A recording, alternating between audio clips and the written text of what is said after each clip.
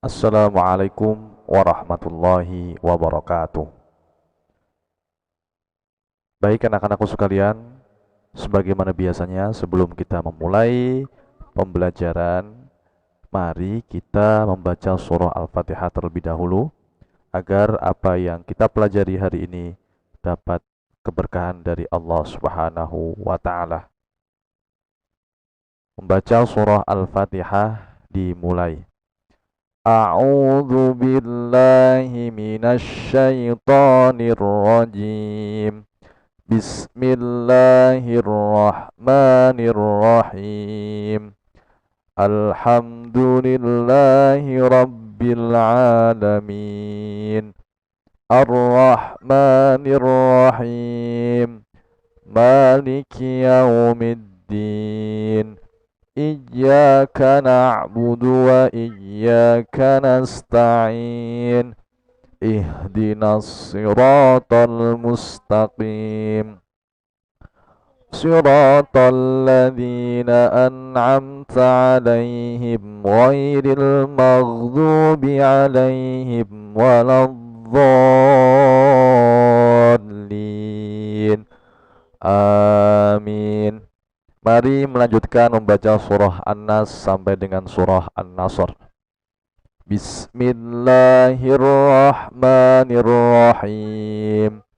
Qul a'udzu birabbin nas, malikin nas, ilahin nas, min syarril waswasil khannas, alladzi yuwaswisu fi sudurin nas, minal jinnati wan nas. Bismillahirrahmanirrahim. Qul a'udzu birabbil falaq, min syarri ma khalaq, wa min syarri ghasiqin idza waqab, wa min syarrin naffatsati fil 'uqad, wa min syarri hasidin idza hasad. Bismillahirrahmanirrahim. Qul huwallahu ahad. Allahus samad. Lam yalid wa lam yulad wa lam yakul lahu kufuwan ahad. Bismillahirrahmanirrahim. Tabbat yada abi lahabin wa tabb. Ma aghna anhu maluhu wa ma kasab. Sayasla naran dhata lahab. Wa imra'atuhu hammalatal hatab. Fi jidha hablum min masad. Bismillahirrahmanirrahim. Idza jaa nasrullahi wal fath wa ra'aitan nasa yadkhuluna fi dinillahi afwaja fasabbih bihamdi rabbika wastaghfirh innahu kana tawwaba. Shadaqallahul adzim. Baik anak-anakku sekalian, pada pertemuan kali ini kita akan melanjutkan pembelajarannya yang selanjutnya, yaitu bab 4, bersih itu sehat. Allah Subhanahu wa ta'ala mencintai orang bersih dan suci. Innallaha yuhibbut tawwabina wa yuhibbul mutatahhirin. Sesungguhnya Allah menyukai orang-orang yang bertaubat dan menyukai orang-orang yang mensucikan diri.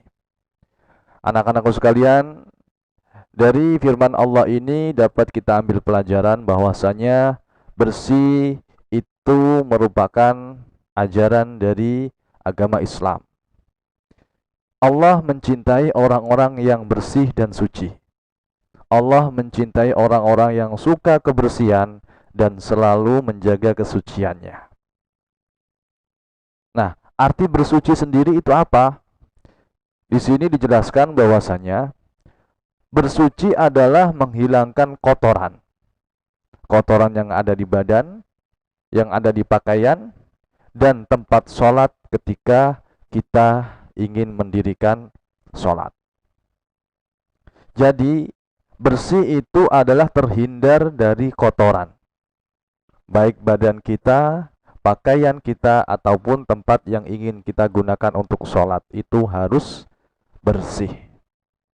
Oleh karena itu anak-anakku sekalian, ketika kita setelah selesai bermain, kita hendak melaksanakan sholat, maka kita pastikan dulu badan kita, pakaian kita, dan tempat sholat sudah dalam keadaan bersih. Bersih dari apa? Dari kotoran. Nah, ini yang harus kita ketahui. Kalau seandainya tempat sholat kita kotor, tidak suci, maka sholat kita tidak sah. Kalau badan kita tidak suci, maka sholat kita tidak sah. Nah, bersuci itu dapat dilakukan dengan menggunakan air. Air apa? Ya air yang ada di kamar mandi bisa, air keran bisa, air hujan bisa, air sungai yang sungainya bersih bisa, sumber air bisa. Yang penting air yang kita gunakan dalam keadaan suci, tidak terkena najis. Ya, itu yang perlu diperhatikan. Bila tidak ada air, boleh dengan tisu atau batu.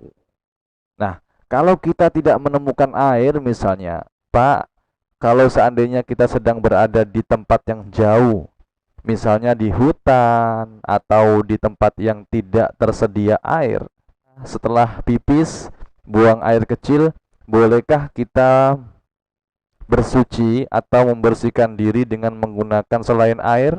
Boleh. Ada dua hal yang bisa kita gunakan. Boleh dengan tisu atau batu. Ya. Batu ini batu yang kering, bukan batu yang basah. Ya. Batu ini bukan batu yang tajam, tapi batu yang tidak tajam. Nanti kalau batunya tajam, melukai badan kita. Maksudnya apa? Di sini boleh bersuci dengan batu atau tisu. Maksudnya adalah ketika kita setelah buang air kecil ya, setelah buang air kecil ataupun buang air besar, dan di tempat itu tidak ada air, maka kita boleh menggunakan tisu atau batu. Biasanya tisu itu disediakan di tempat-tempat umum, di kamar mandi mall, di pesawat, di bis, dan lain sebagainya. Jika tidak ada air, maka kita boleh menggunakannya untuk bersuci setelah buang air kecil maupun buang air besar. Nah, dengan kata lain, ini adalah hal yang boleh digunakan ketika tidak ada air. Pak, bagaimana kita memiliki air, tapi air itu adalah air minum, air yang kita minum, air yang kita konsumsi. Apakah kita wajib menggunakan air ketika kita bersuci, ketika kita mau cebok misalnya? Tidak apa-apa tidak menggunakan air itu. Karena air itu adalah air untuk kita buat minum. Maka boleh bagi kita untuk menggunakan tisu atau batu. Ya, tidak harus menggunakan air kalau tidak ada air. Yang harus diingat itu. Bagaimana caranya? Ya cukup ditempelkan di anggota badan kita yang kita gunakan untuk buang air kecil. Ya, ditempel-tempelkan sampai kering. Ya, tapi tisunya harus bergantian, tidak boleh satu tisu kemudian dipakai untuk semuanya. Itu namanya najis. Setelah tisu dipakai, kemudian ganti dengan tisu yang lain. Atau setelah batu dipakai, kemudian ganti batu dengan yang lain. Nah, kemudian di sini dijelaskan bahwasanya macam-macam bersuci, ya. Macam-macam bersuci, ada mandi, mandi badan, ya. Mandi badan kotor harus mandi. Dengan mandi kita bersih dan sehat. Ya. Apa? Dengan apa? Dengan cara mandi. Ya, bersuci yang pertama dengan cara mandi. Mandi itu apa sih, Pak? Ya, mandi itu membersihkan seluruh tubuh kita dengan menggunakan air. Biasanya kita juga menggunakan sabun. Ditambah lagi kita gosok gigi. Itu mandi ya. Membersihkan seluruh tubuh, seluruh badan dengan menggunakan air. Yang pertama. Dan yang kedua adalah istinja.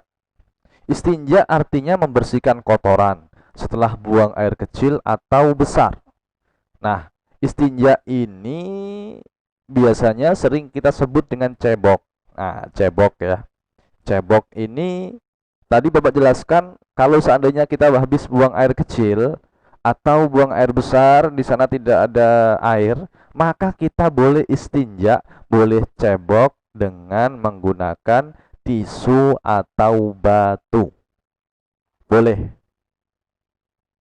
Tapi dengan syarat, tisu yang kita gunakan, tisu kering.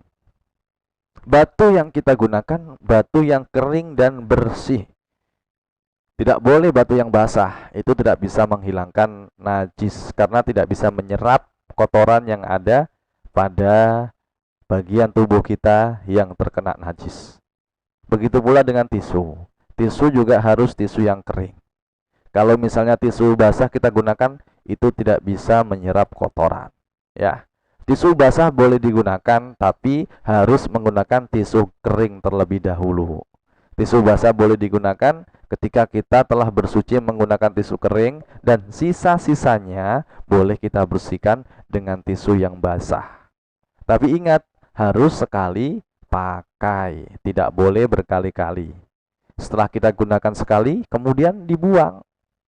Jangan lupa dibuang pada tempat sampah. Tidak boleh dibuang di sembarangan tempat. Karena apa? Ya karena sudah kotor tisunya. Nanti kalau diambil orang, nah itu kasihan orang yang mengambil ya. Jadi begitu anak-anakku sekalian ya, macam-macam bersuci, ya ada mandi, ada istinja. Sebenarnya ada lagi wudhu. Wudhu itu juga termasuk bersuci, menghilangkan hadas ya, menghilangkan hadas atau sebelum kita melaksanakan sholat kita diwajibkan untuk berwudhu. Alhamdulillahirabbil alamin. Baik anak-anakku sekalian, materi yang Bapak sampaikan pada pertemuan kali ini cukup. Mungkin nanti jika ada pertanyaan silakan ditanyakan. Namun sebelum itu mari kita tutup dengan membaca surah Al-Asr bersama-sama. Semoga apa yang kita pelajari hari ini dapat bermanfaat. Bismillahirrahmanirrahim. Wal 'asr innal insana lafi khusr illa alladhina amanu wa 'amilus solihati wa tawasaw bil haqqi wa tawasaw bis sabr. Shadaqallahul azim.